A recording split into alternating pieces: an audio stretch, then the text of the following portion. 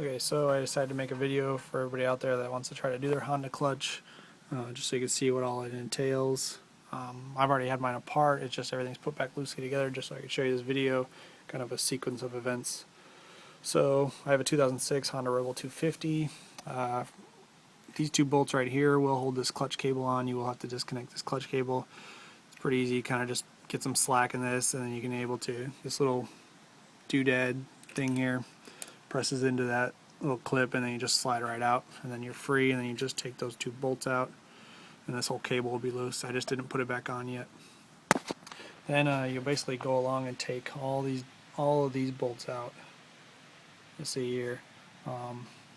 Some guys mentioned about taking the exhaust off or anything like that. I have no problem with anything. I literally didn't take anything else off except for these bolts. So I use a drill to do this because it just makes it easier. Also, I'm doing this one-handed, so we'll go ahead and do that.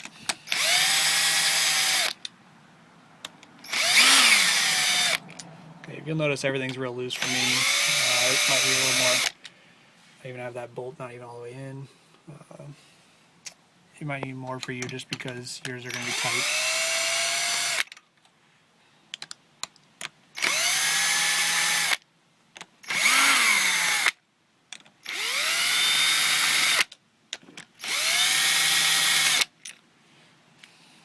Okay, so now the whole thing was loose. When I first went to take it off, I would take the oil plug out and try to pull on this. It wouldn't even come. I almost, broke my finger off inside there trying to pull this thing off. But if you look right here, there's a flat spot, okay, that you don't need to go trying to wedge the screwdriver in there to pry this thing off. Take yourself a screwdriver. I don't know where mine went. Take yourself a screwdriver, preferably flat tipped, since I can't find my flat tip, it's laying here somewhere. Put it at an angle through there and get it behind there, and then just hit the end with a hammer. And this thing will pop loose, and you'll hear it pop and the gasket will give out, and then the whole thing will be loose. And like mine is, now that I've been talking about it being loose, it's not even going to be loose anymore. There we go. Okay, now, something else a lot of guys say, drain the oil. Well, I've done a bunch of clutches on my other bikes, and the way it's leaning, the oil naturally wants to go to the other side, which is helpful, but there still is some oil that comes out. So what I did is I put this, it's a Cool Whip topping pan, and right under here is where most of your oil is going to come out of. So I basically lay down a bunch of rags and put this pan under there to catch it. If you have a bigger pan, obviously better, but all that drains out is that much, a Cool Whip bucket worth. So that way you don't need to drain all your oil. I'm even going to put that back in because it's new oil, it's newish oil, and the pan was clean before I drained it. So basically the bottom cracked loose, oil came out, it was wide at first, got some on the rag, but most of it went in the bucket. So we're good to go there. So now I'll go ahead and pull this cover off, if I can get it off. Okay, you can hear all the bolts fly because I'm doing this one-handed. Okay, so here's your clutch. Basically it's made up of all these steels and fibers.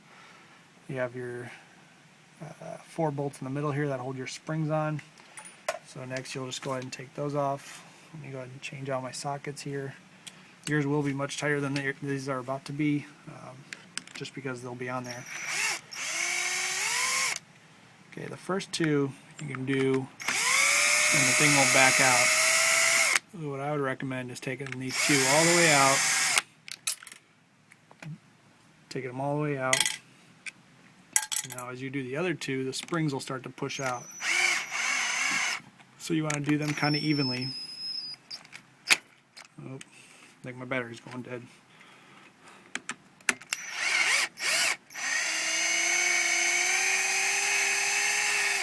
So yeah, do them kind of evenly.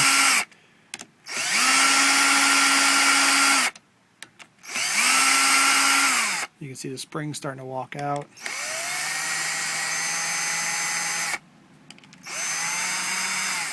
Until everything's loose. I'll lay my drill down here and I'll take it off.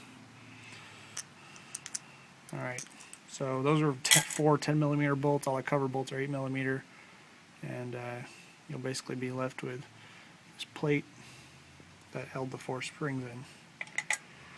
Okay, so here's your 4 springs. These are your clutch springs. Take them bad boys out. Lay them off to the side. Alright, now here's the part that everybody mostly complains about, is that they decided to put a spanner nut on there. If you notice, it's not a regular nut, it's just got these 4 little grooves in it. These 4 grooves make it kind of a pain. So I thought I had the right tool for it. Turns out mine was too big. So what I did is, if I can find it here it is. I took a, what size is that? Looks like 7/8 if the camera will focus. Yeah, 7/8. Okay, so I took a 7/8 nut, drew 2 little rectangles with a Sharpie on each side, across from each other, and then took my angle grinder and just cut long ways down each side, and then cut into this way, and basically made this spanner. And it just happens to fit right in there just nicely. So if you got an extra socket or anything, I recommend doing that. That was a whole lot easier and a whole lot cheaper, and I had this spare 7/8 socket laying around, so now it's a spanner wrench. This thing is tight. It is very tight on there. There's also this little tiny indent. I don't know if I can get my camera to... There you go. See that little tiny indent right there? What that does is it keeps they'll hammer that in there to keep the nut from spinning back off. So what I did is I couldn't get it pried out, so I took a tiny little drill bit. Actually, it'd be better to take an even smaller one than I did. Let's see, I can't read that through the camera. Looks like 9/16, 9/64, sorry. 9/60, yeah, that'd be like a half inch of 9/16. 9/64, and I basically just stuck it in right like that, drilled a little ways at an angle, and then kind of straightened it back up to kind of just basically eat away that metal that was bent over. And once I feel like I had enough off, I called it. Then I basically went to turning this thing off. Now what I did is what a lot of people recommend is basically I wrapped a strap around my front brake. Then for balance, I had my wife come out here and sit on it and put her heel on the rear brake here. And she basically held it there. I told her not to lean it so more oil doesn't dump out. But yeah, then we got that nut off. So let me go ahead and get that guy off. I can do it. Mine's finger tight. Yours will definitely not be finger tight. I had to grunt pretty good to get this off.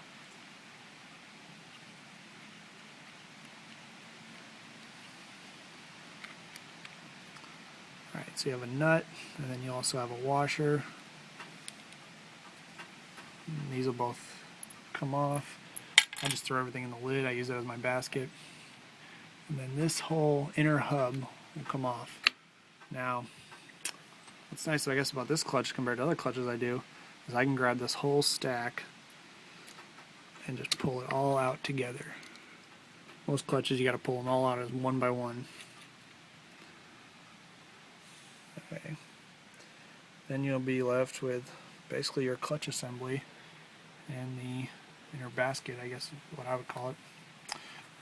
And this all comes out too.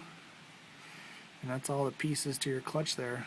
Some things about my clutch that I don't like is if you look at one of these steels, they're pretty shiny. They're a little shinier than I'd like, so I took them inside and took a greenie to them, but still they're, you can tell they're kind of shiny. They have spots of shininess to them. Other than that though, I mean, it didn't look too bad. I expected pieces to be broken, the amount of rattle I heard in here. So I guess we'll see. And then basically to put it all back together, you do everything in the reverse order, make sure you get everything tight, and you're good to go.